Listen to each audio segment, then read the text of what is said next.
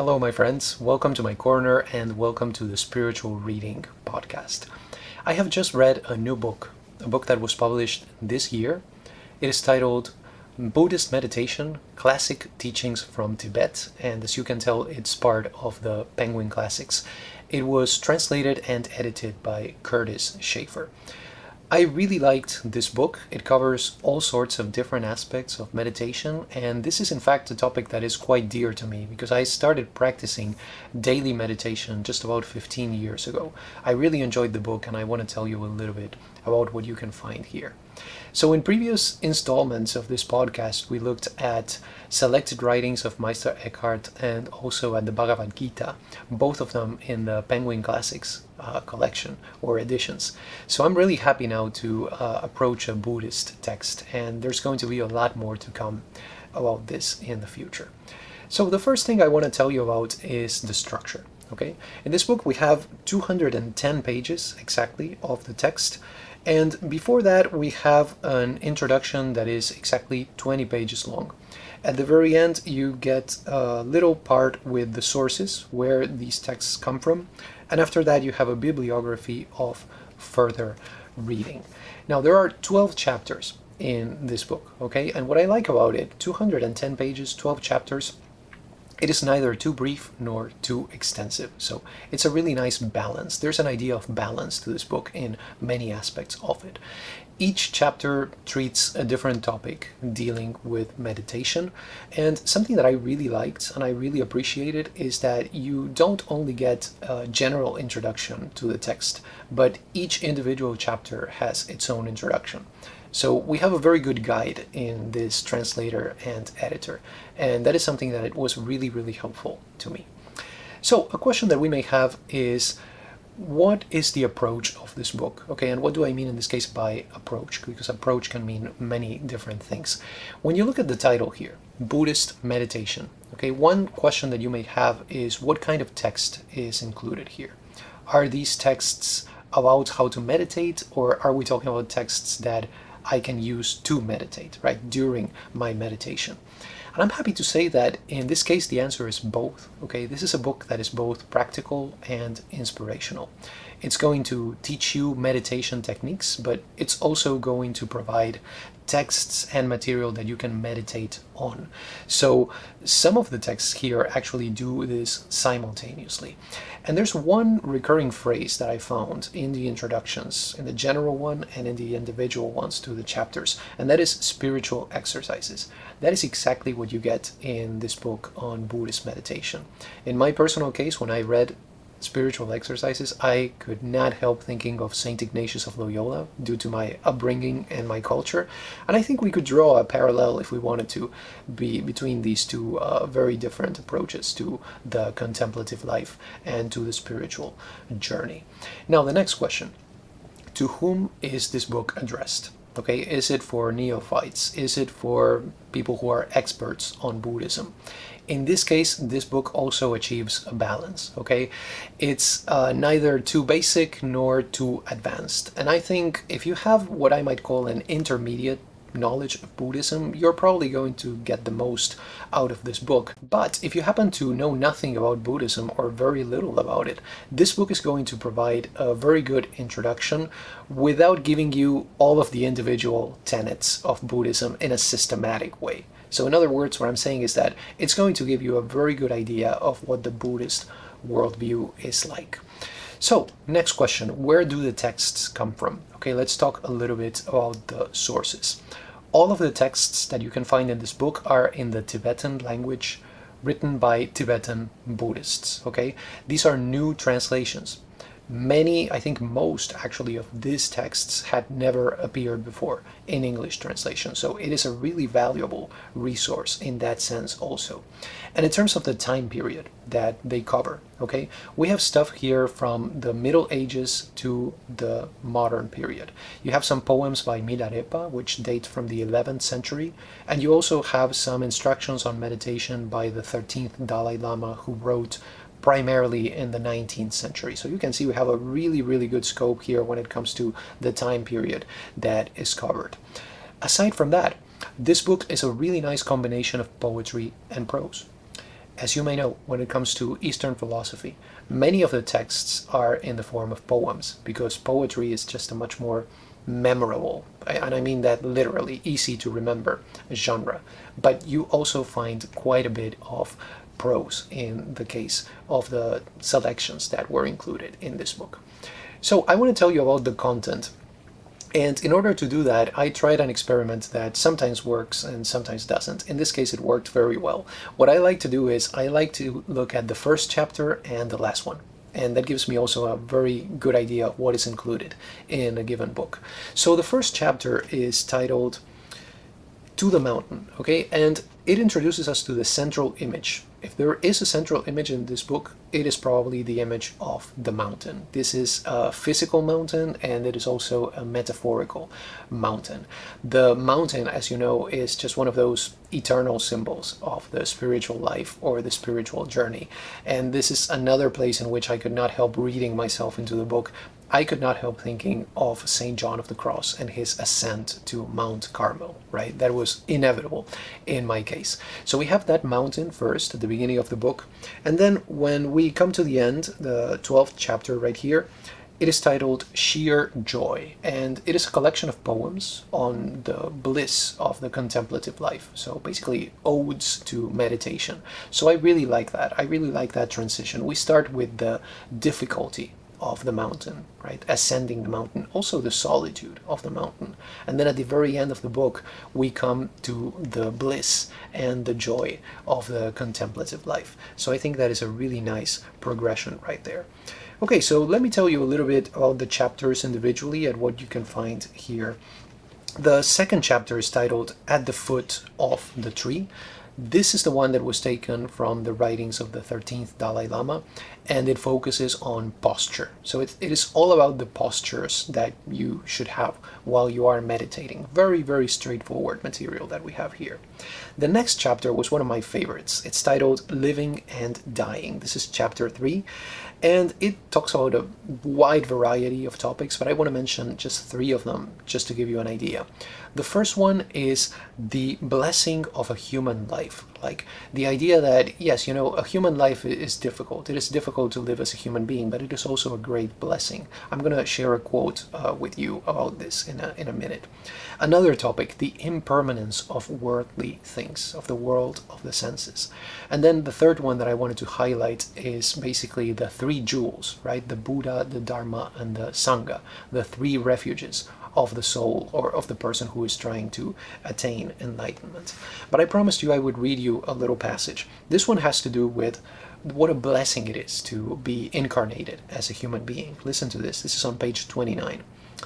If I do not seize the heart of this foundation for freedom, it will be so difficult to regain a life like this.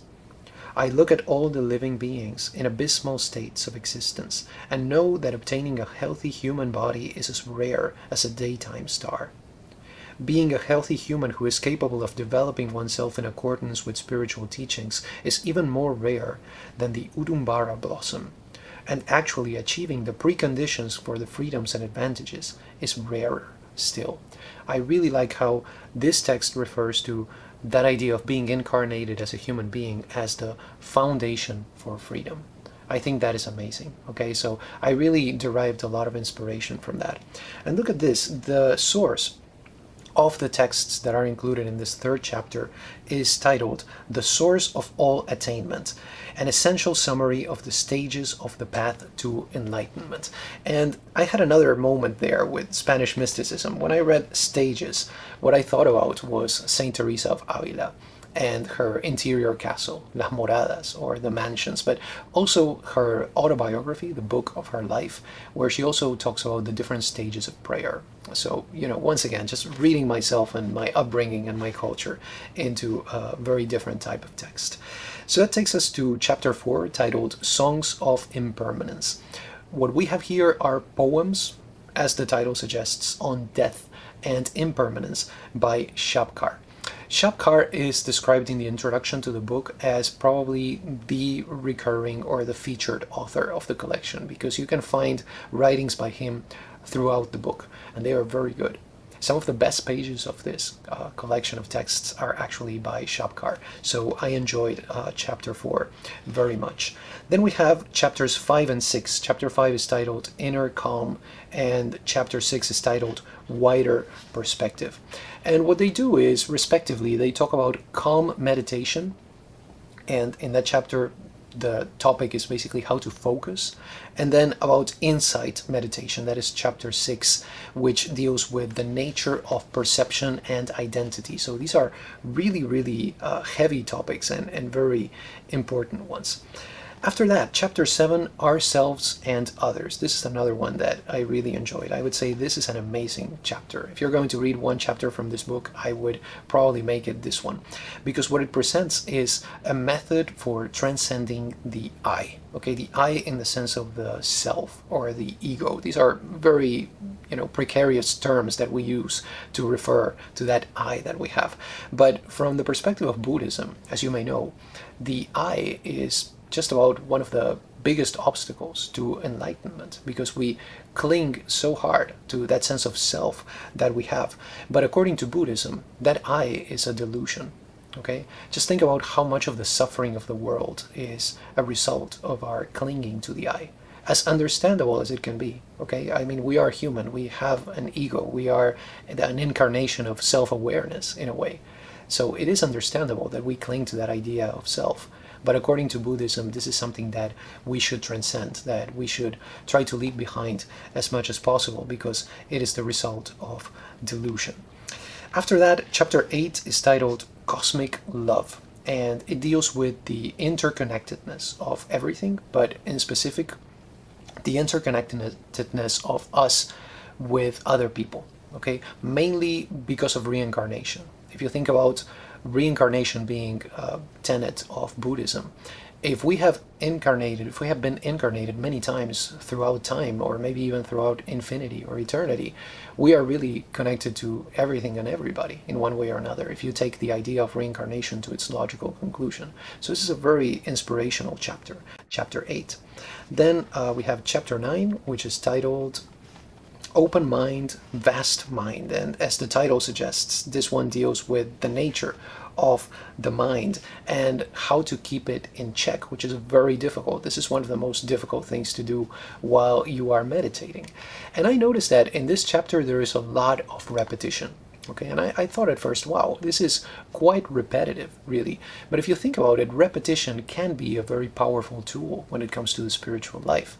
Some faith systems have mantras that are repeated constantly. Others have, for example, litanies, right? Pray for us, pray for us, pray for us, and you repeat this. Or, for example, the rosary, right? You pray 10 Hail Marys 5 times. Why do I have to pray 10 of them? But if you're doing it consciously and conscientiously, this can be a very powerful tool to advance in the spiritual life. So you have a lot of repetition in that 9th chapter. The chapter that comes after that, number 10, is titled Places of Solitude. And it deals with, as the title indicates, the places where one should and where one should not meditate. So the physical place where you carry out your meditation. And then finally, a brilliant chapter, which is chapter 11, The Trials of Solitude. This is another one that I absolutely loved.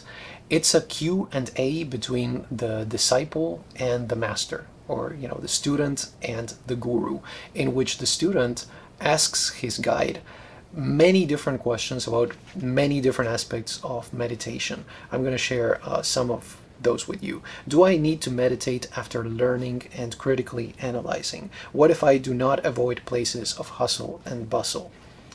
Won't adverse circumstances arise? What provisions and gear would be best to bring? Why are so few people staying on the mountain today? Lots of different questions. Do you become depressed being alone? I'm going to give you an example of one that I really liked. The question is, in retreat, who will teach contemplative instructions to me? So if I am by myself in the mountain, in retreat, who's going to be my teacher? And the master or the guru always provides a wonderful answer. In this case, he says that nature herself can be your teacher. Listen to this. This is on page 191. Rainbows shining in the sky, fog encircling the middle of the snowy mountain, the mirage that moves upon the plain. These all say the phenomena of all reality are like that. They symbolically illustrate that everything lacks absolute existence. It is all empty. Based upon this, you come to understand that all things are empty, lacking absolute existence. If you know this, the material world becomes a master who teaches sacred spiritual lessons. This chapter is presented in the form of poetry too, by the way. So I hope that gives you an idea of what you can find in this book. There's really a wide variety of topics, wide variety of aspects of meditation that are covered here. And as I said before, I feel that in this book you can find something for everybody, and it is both practical and inspirational. So the bottom line is that I really loved this book. Okay, I got great advice on how to meditate from it, and I also found great inspiration right here. And I think something that I really liked and that I appreciated was the fact that Schaeffer points out in the introduction that putting together a book on meditation, there's just a certain irony to that, because in a way you don't need anything in order to meditate. You already have all the tools that you need, and while you're meditating, when you're actually doing the meditation, there is not much that you're supposed to do in the first place, right? So that is one side of the issue. But looking at it from another side, something that is emphasized in this book is the importance of a teacher, and not only a teacher but a good teacher when it comes to meditation. So I think one image that I could use to illustrate what is going on with what I just told you is in fact a Buddhist image that says that we should focus on the moon and not on the finger that is pointing at it. So I wanted to leave you with that image right there that I feel illustrates this book and the texts that are included here. The bottom line is that I would recommend definitely this book to anybody at all who is interested in meditation and in Buddhism.